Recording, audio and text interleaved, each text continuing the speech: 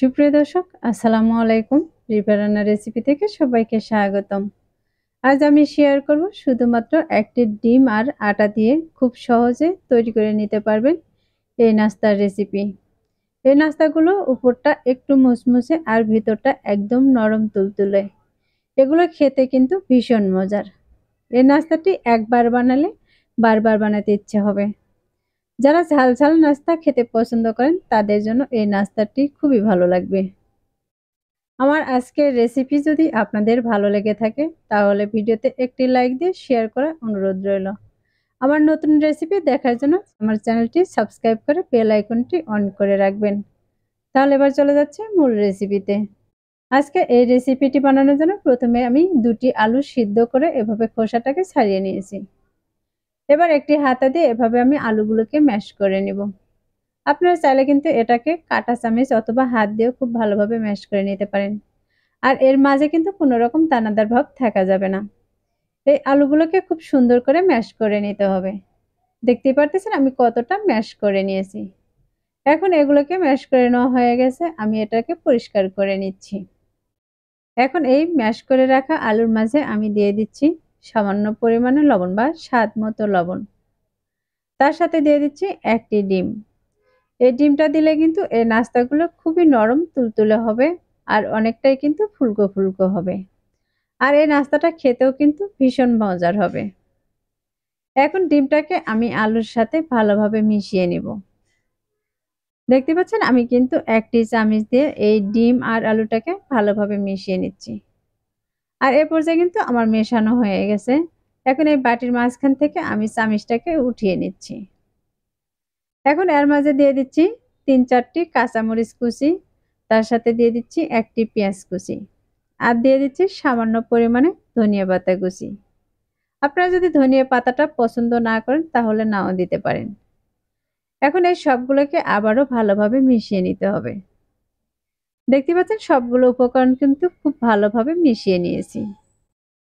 এখন এর মাঝে দিয়ে দিচ্ছি সামান্য পানি। এখানে কিন্তু হাফ কাপেরও অনেকটাই কম দিয়েছি। তার সাথে দিয়ে দিচ্ছি ১ টেবিল চামচ ইস্ট। এখন এই সবগুলোকে আমি ভালোভাবে মিশিয়ে নিব। দেখতে পাচ্ছেন আমি সবগুলো উপকরণ কিন্তু খুব ভালোভাবে মিশিয়ে নিয়েছি। এখন এর মাঝে দিয়ে দিচ্ছি আমি আটা। আমি প্রথমে ১ কাপ আটা দিয়ে এই আলুর সাথে ভালোভাবে মাখিয়ে নিব। যদি মনে হয় ডোটা একটু পাতলা হয়ে যাচ্ছে তাহলে কিন্তু এর সাথে আমি আরো কিছু আটা মিশিয়ে নিব।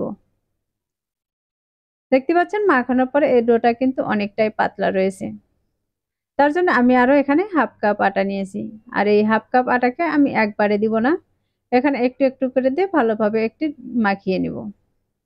আর এটা একবারে দিলে দেখা যাবে হয়তোবা ডোটা শক্তও হতে পারে। তাই একটু একটু করে দিয়ে একটি ডো বানিয়ে নিতে হবে। আর এই ডোটা কিন্তু খুব শক্ত করা যাবে না। সফট একটি ডো তৈরি করে নিতে হবে। এখন এই ডোয়ের উপরে দিয়ে দিচ্ছি ২ টেবিল চামচ সাদা তেল। এখানে এই তেলটা দিয়ে আমি এই আটাটাকে ভালোভাবে মাখিয়ে নিচ্ছি। আমি চতুর্পাশে এভাবে ঘুরিয়ে ঘুরিয়ে কিন্তু এই আটাটাকে মাখিয়ে নিচ্ছি। এখন এটা মাখানো হয়ে গেছে আর একটি পলি দিয়ে আমি ভালোভাবে এটাকে আটকিয়ে রাখবো। আপনারা চাইলে এটা কিন্তু ভালো কোনো ঢাকনা দিয়েও ঢেকে রাখতে পারেন যেন ভিতর থেকে কোনো হাওয়া বের হয়ে না যায়। আমি এই পলিটাকে চতুর্পাশে এভাবে ভালোভাবে আটকিয়ে নিচ্ছি।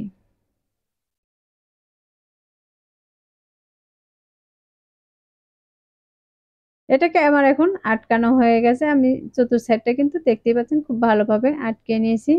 আর এরপরে আমি আরেকটা কাঁচের ঢাকনা দিয়ে দিচ্ছি। তাহলে এই আটাগুলো কিন্তু আরো অনেকটাই সফট হয়ে যাবে। এখন এটাকে ১০ মিনিটের জন্য আমি রেস্টে রেখে দিব। আর ১০ মিনিট পর আমি ঢাকনাটাকে উঠিয়ে নিচ্ছি। আর এই উপর থেকে কিন্তু আমি পলিটাকেও সরিয়ে নিচ্ছি। এবার হাত দিয়ে এটাকে আমি আরো কিছুক্ষণ মথে নেব। দেখতে পাচ্ছেন এই আটা আর তেলটা কিন্তু খুব ভালোভাবে মিশিয়ে নিতে হবে। এভাবে হাত দিয়ে ঘুরিয়ে ঘুরিয়ে খুব সফট একটি ডো তৈরি করে নিতে হবে। আর এ পর্যায়ে দেখতেই পাচ্ছেন আমার কিন্তু মেশানো হয়ে গেছে। এগুলো কিন্তু রুটি বেলানোর কোনো রকম ঝামেলা নেই। এখন এই ডো থেকে সামান্য পরিমাণে ডো হাতে নিয়ে নিচ্ছি আর হাত দিয়ে এভাবে ঘুরিয়ে ঘুরিয়ে একটু গোল করে নিতে হবে। তাহলে দর্শক দেখতেই পাচ্ছেন এই ডোটা কিন্তু খুবই সফট। আর এই ডোটা বানানোর সময় কিন্তু হাতে অবশ্যই তেল মাখিয়ে নিতে হবে। আমার এই পর্যায়ে কিন্তু একটাকে তৈরি করে নেওয়া হয়ে গেছে। আর একইভাবে আমি আরেকটি তৈরি করে দেখিয়ে দিচ্ছি। আমি এখান থেকে সামান্য পরিমাণে ডো নিয়ে এভাবে হাত দিয়ে ঘুরিয়ে ঘুরিয়ে সমান করে নিয়েছি। আর এই একইভাবে কিন্তু আমি সবগুলোকেই তৈরি করে নিয়েছি। এখন এর উপরে আমি পলি দিয়ে আবারও ঢেকে রাখবো।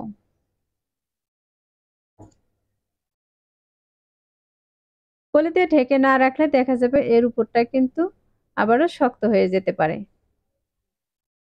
এখন এগুলোকে আমি পলি দিয়ে ঢেকে রেখে দিচ্ছি। আর এগুলো ভাজার জন্য চুলাতে একটি ফ্রাই প্যান বসিয়ে দিচ্ছি। আর ফ্রাই প্যানে তেল দিয়ে তেলটাকে কিন্তু আমি একটু গরম করে নিয়েছি। এগুলো কিন্তু খুব গরম তেলে দেওয়া যাবে না, হালকা গরম তেলে দিয়ে ভেজে নিতে হবে। আমি এক এক করে কিন্তু সবগুলোকে দিয়ে দিচ্ছি।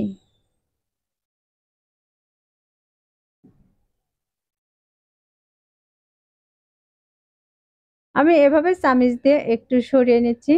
আর এই পর্যায়ে দেখতে পাচ্ছেন আমি কিন্তু এখানে সবগুলোই দিয়ে দিয়েছি।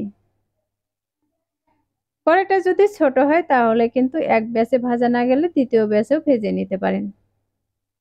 আর এগুলো যখন এক পাশে এরকম একটু শক্ত হয়ে আসবে তখন আমি এই নাস্তাগুলোকে উল্টিয়ে নিব। এই নাস্তাগুলো কিন্তু আমি বেশ কয়েকবার উল্টে পাল্টিয়ে ভেজে নিব।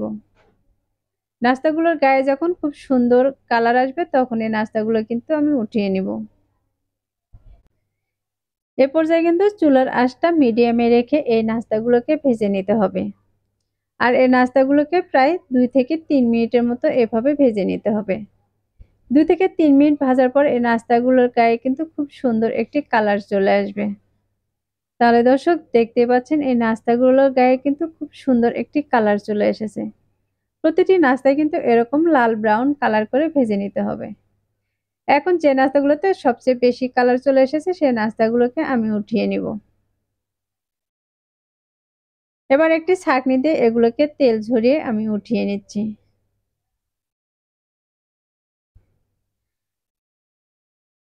আমার কিন্তু এখানে সবগুলো ওঠানো হয়ে গেছে।